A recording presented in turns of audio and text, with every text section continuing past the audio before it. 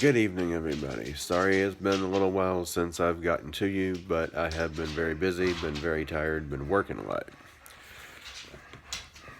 You have come to visit, and I have a few things that I'm going to tell you. Some of which is going to be fact, and some of which is going to be my personal opinion, feelings, what have you.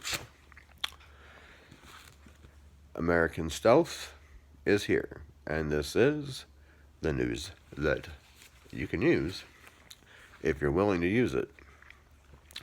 Now, the World Health Organization claims as of 1 day ago that there are only 1,152 cases of coronavirus in 26 countries. That's global cases.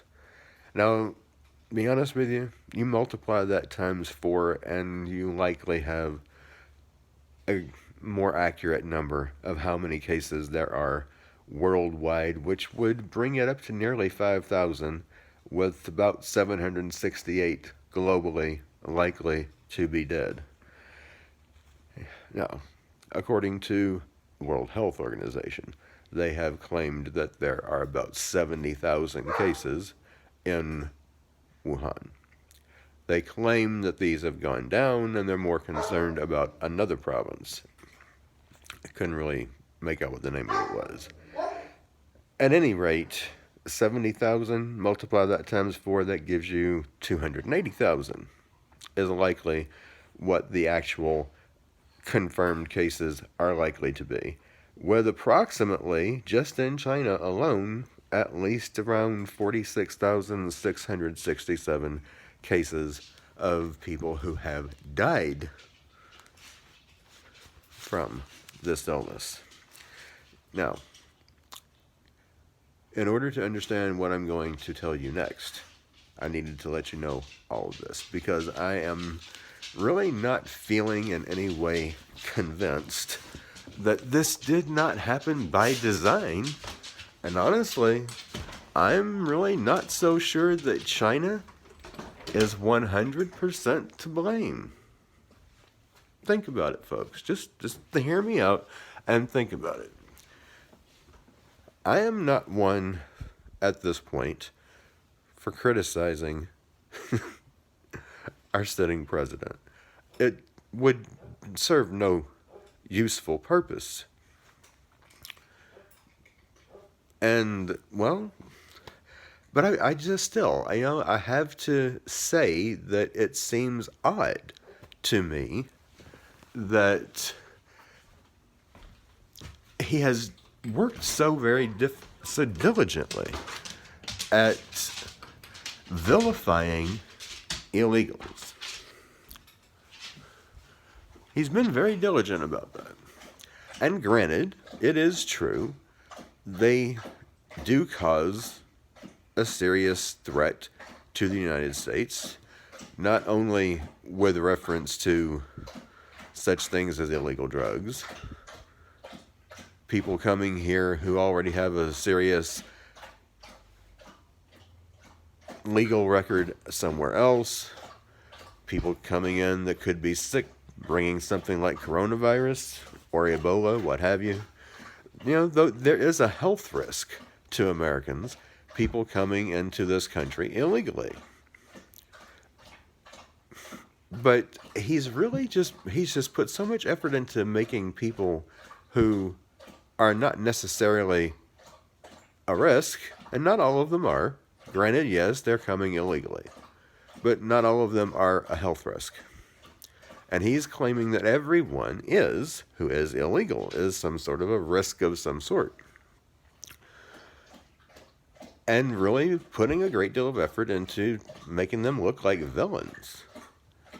And with the situation that's going on with ICE and them going into what is considered to be sanctuary cities for illegals and sanctuary states for illegals and what have you, and rounding them up and whatever is done with them afterwards, we really don't even know.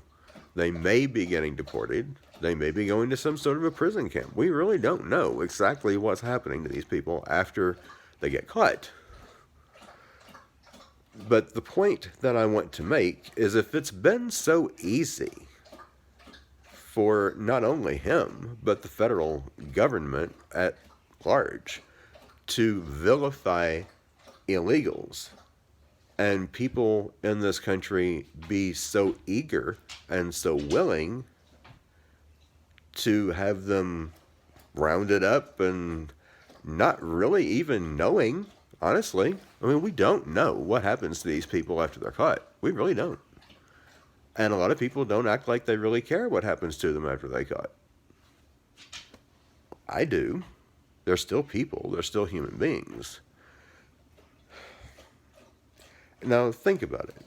If it's been this easy for the federal government, not just Trump, but the federal government across the board, I don't want to sound like I'm singling him out, but if it's been this easy for them as a governmental unit to vilify these people and gain the support of so many people in the country, of rounding them up and doing whatever is actually being done with them afterward, and so many people acting as if they really don't even care what's being done with them after they get caught, how long do you think it's going to be, I wonder, before you are made a villain and someone comes for you and nobody comes to help you? Nobody says a word in your defense.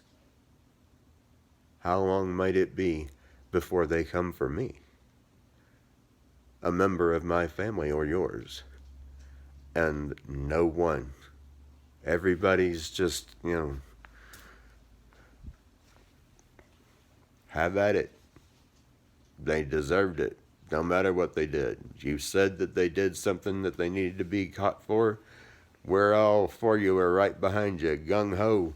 Yeah, that's the way they want you to think about them. Whatever they say, it's automatically true just because they said it. That's dangerous. You have any idea how many people there are out there right now with that mindset? If they're a Democrat and a Democrat says it, it's true. By God, I'll vote for them. I'll back them up 100%. Republicans think the same way about their legislators. If they said it, it's true. Don't matter whether they have any proof that what they're saying is true or not. If they said it, it's true. Back them up 100%. Let them do whatever the hell they want. No. I don't care what letter they got before their name when it comes to the legislation. I don't believe a word that's coming out of any of their mouths unless they can show me proof, irrefutable proof, that what they're saying is true.